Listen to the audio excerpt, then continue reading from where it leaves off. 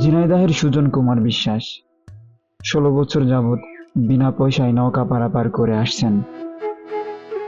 বংশ পরম্পরায় সুজন কুমার বিশ্বাস এখন খেয়াঘাটের মাঝি।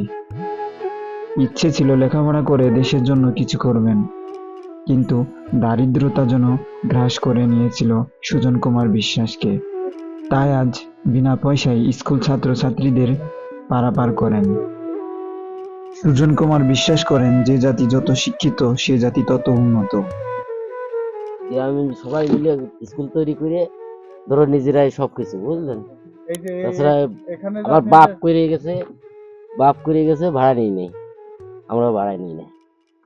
আমার পাশে দেখতে পাচ্ছেন সুজন কুমার বিশ্বাস। তার বাবা ছিল মাঝি, তার দাদা ছিল মাঝি। সেই বংশ পরম্পরায় সুজন কুমার বিশ্বাসও এখন এই মাঝির পেশায় যুক্ত আছে। স্থানীয় এলাকার যেই স্কুলের যেই ছাত্রছাত্রী আছে তাদেরকে বিনা পয়সায় তিনি পারাপার করে থাকে। একটা মানুষের মন মানসিকতা কতটুকু ভালো হলে এমন একটা কাজের উদ্যোগ নেয়, তারই নিদারুণ সাক্ষী হচ্ছে এই সুজন কুমার বিশ্বাস। তার সাথে অল্প কিছু কথা বলা, সংক্ষিপ্ত কথা বলবো। এই আজ ধরেন স্কুল তৈরি হয়েছে কয় বছর, বেশি না, ধরো 15-16 বছর। 15-16 বছরের ভিতরে ধরেন আমাদের ছাত্র সবই এমনি পার হয়, কোনো আমি টাকা পয়সা নিই না, আমার বাপ নিই নি, আমি নিই না। আচ্ছা প্রিয় দর্শক, তার বাপ দাদার যেই পরম্পরায় নৌকা বেয়ে গেছেন, তারাও কিন্তু স্কুলে যে ছাত্রছাত্রী আছে তাদেরকে বিনা পয়সায় পার করেছেন।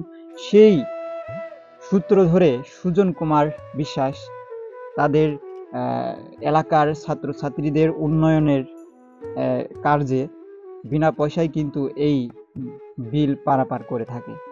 এমন উদ্যোগ আপনাদেরও নেওয়া উচিত, কারণ স্থানীয় যারা ছাত্রছাত্রী আছে তাদেরকে স্কুলগামী এবং কলেজগামী করার জন্য, কারণ একমাত্র শিক্ষাই পারে একটি জাতিকে পরিবর্তন করতে। এখানেই বিদায় নিব, দেখা হবে অন্য কোনো স্থানে, অন্য কোনো জায়গায়। ততক্ষণ ভালো থাকুন, সুস্থ থাকুন, আপনার প্রিয়জনকে ভালো রাখুন।